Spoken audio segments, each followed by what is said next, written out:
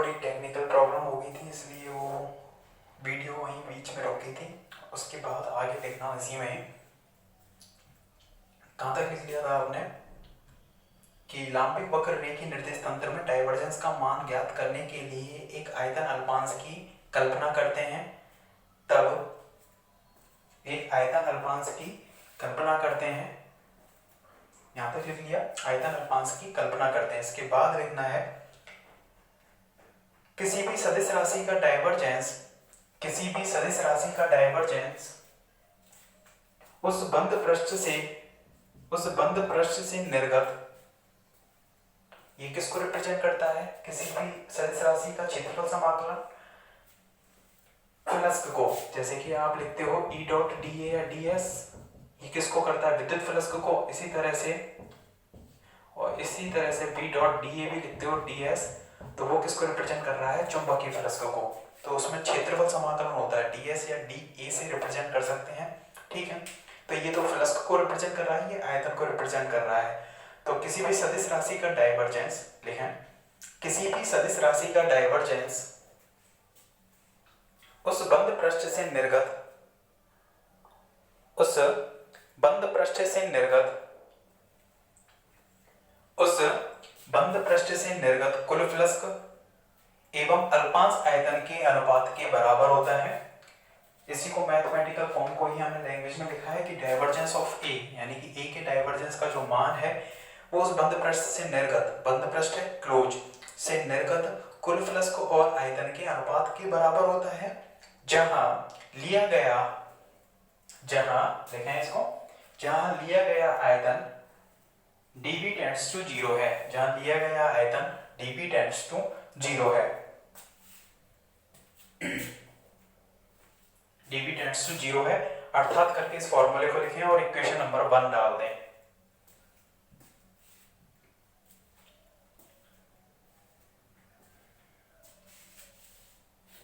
Equation number 1 डाल दें।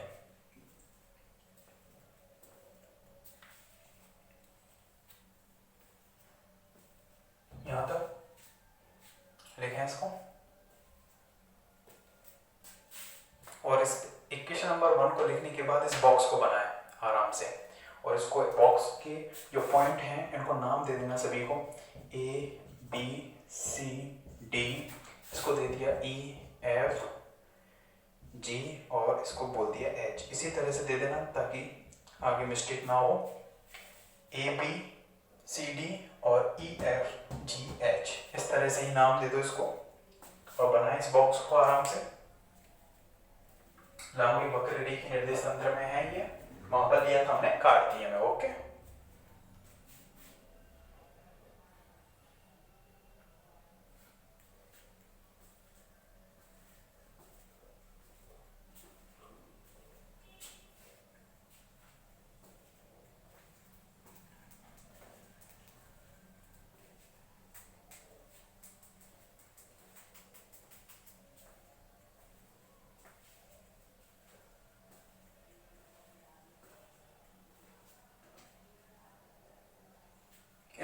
को कंप्लीट करने के बाद अब देखिए हमें इस फॉर्मूले के लिए क्या चाहिए। एक तो dv चाहिए, यानी कि इस घनाभ का आयतन कितना होता है? लंबाई गुणा चौड़ाई गुणा ऊंचाई।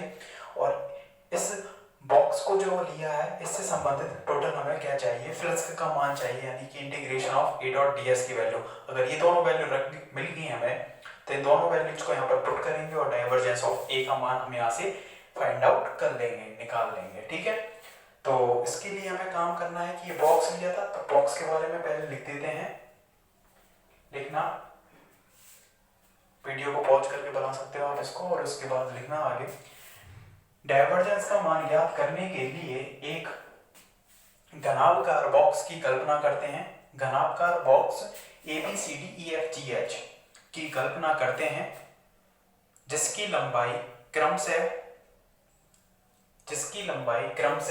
dl1 dl2, जिसकी लंबाई क्रमशः को काटें, जिसकी लंबाई dl1 चौड़ाई dl2 एवं ऊंचाई dl3 है। लंबाई चौड़ाई ऊंचाई इस तरह से ले लिया। dl1 dl2 dl3 है, ठीक है। जहां dl1 equal to h1 du1, dl2 equal to h2 du2 और dl3 equal to h3 du3 है, तब h3 du3 है, तब इस घनाभकार अल्पांश का आयतन यानी कि dv की वैल्यू कितनी हो जाएगी, लंबाई गुणा चौड़ाई गुणा ऊंचाई, यानी कि dl1 dl2 dl3, तो h1 h2 h3 आएंगे, तीनों एक साथ लिख दिया, h1 h2 h3 du1 du2 और du3, इक्वेशन नंबर इसको डाल देना 2, dv अल्पांश आयतन आ जाएगा ये इस तरह से। dv की वैल्यू तो आ गई, अब integration of a dot ds चाहिए, ये मेन काम है, ये और मिल जाएगा तो दोनों पुट हुए और डाइवर्जेंस ऑफ a की वैल्यू हमारे पास आ जाएगी। तो h1 h2 h3 du1 du2 du3 क्या आ गया, अल्पांश आयतन आ गया। अब इसका मान निकालना है, बंद पृष्ठ से निर्गत टोटल फ्लक्स है वो हमें निकालना है।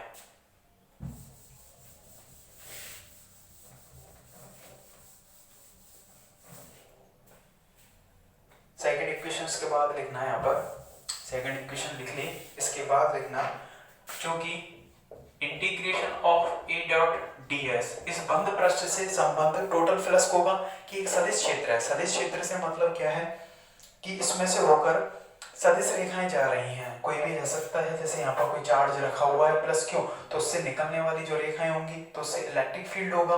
तो इसमें इस वाले पृष्ठ से EFGH वाले पृष्ठ से इसमें से एंटर करेंगे और इसमें से बाहर निकल जाएंगे। इस तरह से हम U1 दिशा में बात करेंगे, इसी तरह से U2 दिशा में बात करेंगे, इस तरह से U3 दिशा में बात करेंगे, क्योंकि हमें टोटल का निकालना है, क्योंकि क्लोज सरफेस है। तो इसके लिए हम क्या करते हैं, φ1 यानी कि φ1 दिशा में U1 दिशा में निर्गत फ्लक्स, U2 दिशा में निर्गत फ्लक्स और U3 दिशा में निर्गत फ्लक्स, जो ये होगा इस तरह से लिखा जा सकता है। और इसके बारे में लिखते हैं ना, जहां φ1 U1 दिशा में नेट फ्लक्स, निर्गत फ्लक्स किया नेट फ्लक्स, क्योंकि इधर से एंटर करेगा उधर से एग्जिट करेगा, तो टोटल फ्लक्स कितना होगा नेट अमाउंट का वो निकालना है। इसी तरह से U2 दिशा में, और ये है φ3 U3 दिशा में नेट फ्लक्स का मान। अब इनकी वैल्यू हमें निकाल कर यहाँ पर पुट करनी है इक्वेशन नंबर 3 में, और ये जैसे आ जाएगा तो उसको हम उस इक्वेशन में पुट करके वैल्यू निकाल सकते हैं, ठीक है। यहाँ तक काम करेंगे।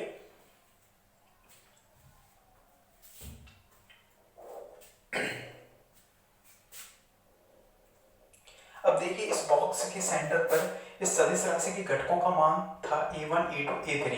अब यहाँ से इस पॉइंट से हम थोड़ा भी या इधर चलें या इधर चलें तो उस राशि के मान में क्या आएगा, चेंजेज आएगा। जो भी सदिश राशि उसमें दूरी के साथ क्या हो रहा है, परिवर्तन। तो या यहाँ से यहाँ तक चलें या यहाँ से यहाँ तक चलें तो उसमें क्या आएगा, चेंजेज आएगा। तो U1 दिशा में सदिश राशि ए वेक्टर का जो घटक है, इसके बाद लिखना U1 दिशा में ए वेक्टर का घटक कौन सा है, E1 है। E1 में दूरी के साथ परिवर्तन, E1 में दूरी के साथ परिवर्तन, ध्यान से देखना इसको। U1 दिशा में इसका जो घटक है A1 है, उसमें दूरी के साथ परिवर्तन कितना होगा, डेल A1 अपॉन कौन सी दिशा है, U1 में ही चेंज जाएगा उसमें, del U1 del A1 upon del U1, क्योंकि हम इस इंटीग्रेशन की वैल्यू निकाल रहे हैं। तो इस इंटीग्रेशन से मतलब क्या है, इस पृष्ठ से संबंध प्लस इस पृष्ठ से संबंध प्लस 6 की 6 जो पृष्ठ हैं उनसे टोटल फ्लक्स हमें निकालना है। चिन्ह के साथ चिन्ह लेना है प्लस या माइनस, जो इंटर कर रहा है उसको प्लस और जो बाहर निकल रहा है उसको माइनस, निर्गत माइनस आगत। इस तरह से हम टोटल फ्लक्स जो इंटर कर रहा है उसको माइनस और ये निर्गत माइनस आगत करते हैं, ठीक है। तो यहाँ से निर्गत हो रहा है तो निर्गत माइनस आगत, तो टोटल उसके अंतर्गत कितना फ्लक्स रहा है इस बॉक्स के अंदर वो आ जाएगा कि इसके अंतर्गत 5 लोग इंटर किए, 4 बाहर निकल गए, तो कितना रह गया, 1 रह गया, तो उसके अंतर्गत का नेट फ्लक्स आ जाएगा। तो U1 दिशा में ए वेक्टर का जो घटक है A1 है, उसमें दूरी के साथ परिवर्तन del A1 upon del U1 हो रहा है, U1 नहीं, कितना दूरी तो क्या है, डी L1 है, तो del L1 A1 del A1 upon del L1, और कितनी दूरी चलेंगी यहाँ इस सेंटर से, कितनी चलेंगी ये, डी L1 अपॉन 2, क्योंकि पूरी कितनी है डी L1, तो डी L1 अपॉन 2। तो EFGH पृष्ठ पर, EFGH पृष्ठ पर, EFGH पृष्ठ पर सदिश राशि का मान कितना हो जाएगा, सदिश राशि का मान EFGH वाला पृष्ठ जो है, सॉरी EFGH नहीं लेंगे पहले, उधर वाला ABCD, कौन सा ABCD पृष्ठ पर सदिश राशि का जो मान है वो कितना हो जाएगा। देखिए A1 तो कहाँ पर है, इसके सेंटर पे है, यहाँ से कितना चेंज जा रहा है, del A1 upon del L1, इतना परिवर्तन आ रहा है। तो कितनी दूरी चल रहे हैं, डी L1 अपॉन 2 दूरी चल रहे हैं, और पॉजिटिव साइड में चल रहे हैं, प्लस दिशा में, प्लस डायरेक्शन, इसके सापेक्ष ये दिशा पॉजिटिव है, इधर चल रहे हैं तो नेगेटिव है, इस तरह से। तो टोटल ABCD पृष्ठ पर सदिश राशि का मान कितना हो जाएगा, A1 प्लस ये हो जाएगा। तो ये तो क्या आ गया, सदिश घटक का मान, क्योंकि इस integration of A dot ds को हम क्या लिख रहे हैं, इस वाले पृष्ठ पर हम, अगर हमें सदिश राशि का मान प्राप्त हो जाए और ds का मान, दोनों का क्या हो रहा है, डॉट प्रोडक्ट ही तो हो रहा है। तो इस वाले पृष्ठ पर सदिश राशि और इसका क्या, क्षेत्रफल, ठीक है।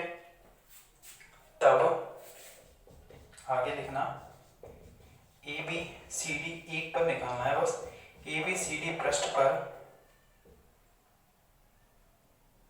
पृष्ठ से, ABCD पृष्ठ से निर्गत फ्लक्स कितना हो जाएगा, ABCD पृष्ठ से निर्गत फ्लक्स कितना हो जाएगा। सदिश क्षेत्र में इस बॉक्स को रखते हैं, इधर सेंटर कर रहा था, इससे बाहर निकल रहा था, तो निर्गत फ्लक्स का कितना हो जाएगा, फ्लक्स को कितना लिख रहे हैं, A डॉट ds, तो ए का मान तो कितना है सदिश राशि का, उस पृष्ठ पर del A1 upon del L1 और डी L1 अपॉन 2, और इसका क्षेत्रफल कितना हो जाएगा, लंबाई इंटू चौड़ाई DL2, और ये वाला DL3, ये इंटू ये, तो DL3 है,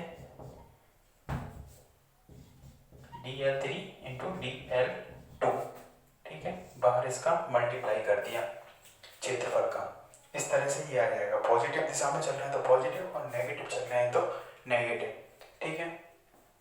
ये भी क्या रहेगा, यहाँ पर पॉजिटिव रहेगा, क्षेत्रफल का इसमें क्या कर दिया हमने, मल्टीप्लाई कर दिया। यहाँ तक हो गया, लिखें यहाँ तक पहले। तब ABCD पृष्ठ से निर्गत फ्लक्स कितना हो जाएगा, सदिश राशि का मान इंटू क्षेत्रफल, सदिश राशि का मान इंटू क्षेत्रफल।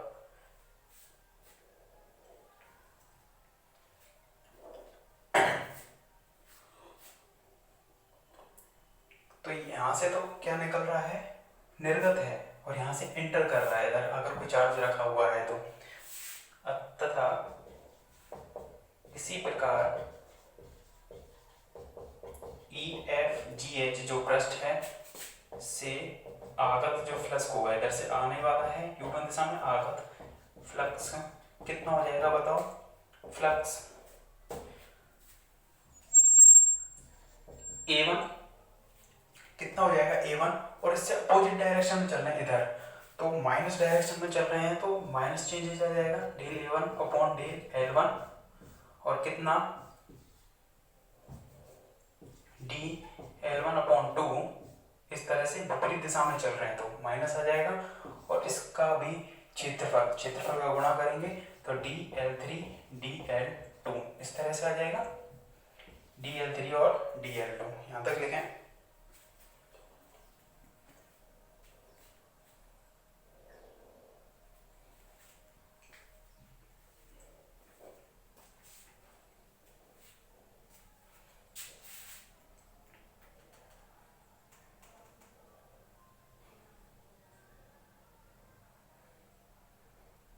पूरा करें यहाँ तक,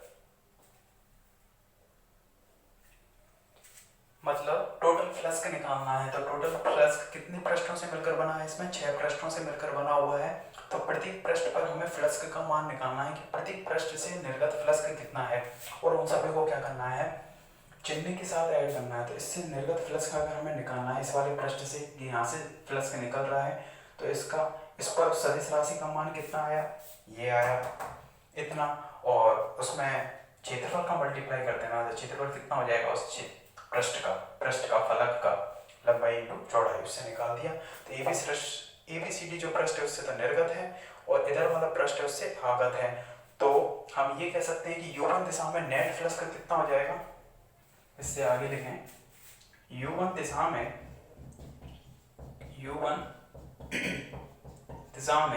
नेट फ्लक्स कितना हो जाएगा बताओ, जिसको हम किससे रिप्रेजेंट कर रहे हैं, φ1 से। तो निर्गत माइनस आगत।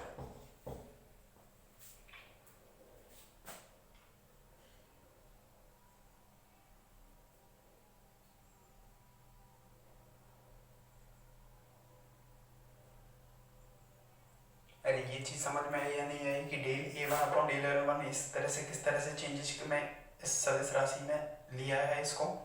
देखिए कि डेल L1 दूरी चलने पर चेंजेस कितना आ रहा है, यहाँ पर अगर अल्पांश दूरी डेल L1 चले तो डेल A1 चेंजेस आएगा, तो इकाई दूरी चलने पर del A1 upon del L1 हो जाएगा।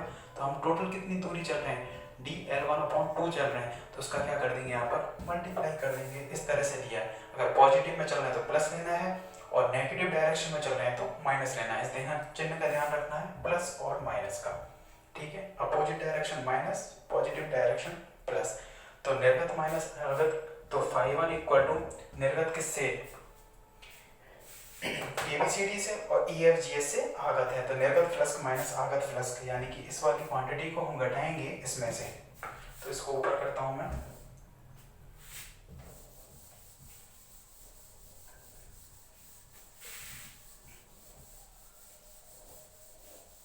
निर्गत माइनस आगत, तो कितना हो जाएगा बताओ, φ1 इक्वल टू निर्गत, ये वाला फ्लक्स जो है इसमें से घटाएंगे A1 plus del A1 upon del कौन सा L1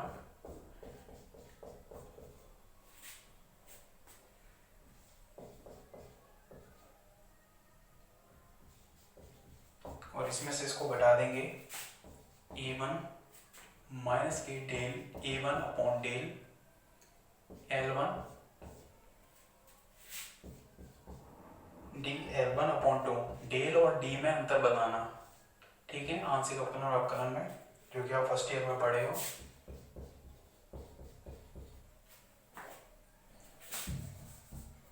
ठीक है, तो φ1 कितना हो जाएगा, dl2 और dl3 को हमने क्या ले लिया, वहां पर कॉमन ले लिया, A1 से A1 क्या हो जाएगा, कैंसिल आउट, और माइनस माइनस प्लस होगा, इसको 2 टाइम्स लिखेंगे, तो कितना हो जाएगा, del A1 upon del L1 dl2, ठीक है, हाफ हाफ है, और बाहर हो जाएगा dl1 dl2 और dl3, इस तरह से आ जाएगा। अब यहाँ पर इसको अगर हम खोलें तो डेल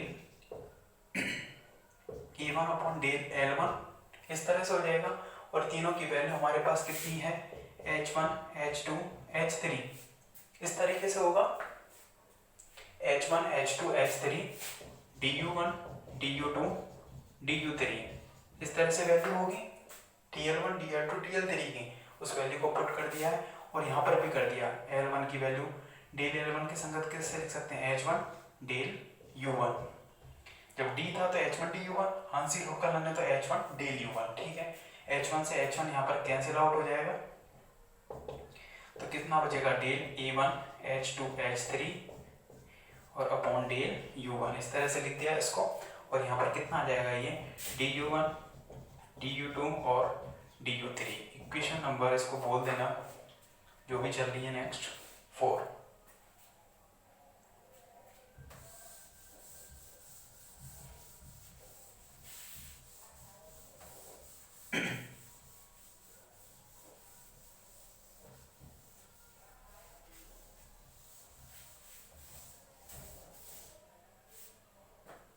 यहाँ तक लिखते हैं इसको, तो φ1 यानी कि u1 दिशा में निर्गत फ्लक्स आ गया। इसी प्रकार u2 दिशा में निर्गत फ्लक्स यानी कि φ2 u2 दिशा में निर्गत फ्लक्स कितना हो जाएगा। तो सिमिलरली लिख सकते हैं डेल अपॉन u1 की जगह u2, a1 को चेंज करना है a2, आगे आगे बढ़ते जाओ, h2 है तो h3, h3 है तो h1, इस तरह से साइक्लिक ग्रुप में चेंज करना है 1, 2 और 3 को, इस तरह से साइक्लिक चलते जाना है। वो अपने आप लिख देंगे a1 की जगह a2, h2 की जगह h3, h3 की जगह h1, 3 के बाद 1, इनको चेंज करेंगे तो वही बन जाएगा du1 फिर du2 और du3, क्वेश्चन नंबर 5। और इसी तरह से φ3 हो जाएगा हमारे पास del upon del u3 a3 h1 h2 du1 du2 du3, question number 6। और तीनों से हम वैल्यू रख देंगे समीकरण 4 में, समीकरण 4 में सॉरी 3 में 4 5 6 से मान रख देंगे। तो हम वैल्यूज को पुट करिए तीनों को, समीकरण नंबर 3 में वैल्यूज को पुट करिए इनको।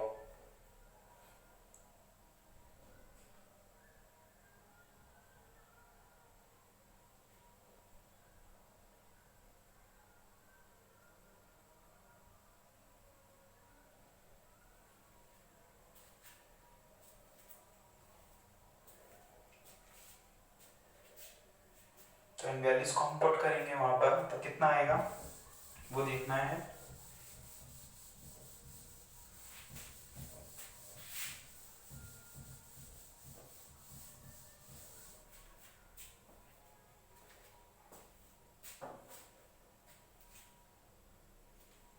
इन वैल्यूज को पुट करने के बाद जो integration of a dot ds की जो वैल्यू हमारे पास बनेगी वो कितनी बनेगी, φ1 प्लस φ2 प्लस φ3। तो तीनों में से ये वाली चीज कॉमन लिख जाएगी, तो टोटल हमारे पास जो फंक्शन आएगा वो कितना आएगा, del upon del u1 a1 h2 h3 plus del upon del u2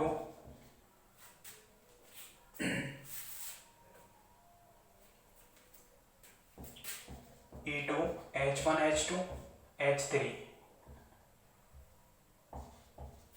plus del upon del u3 a3 h1 h2। ठीक है, यहां तक लिखें इसको।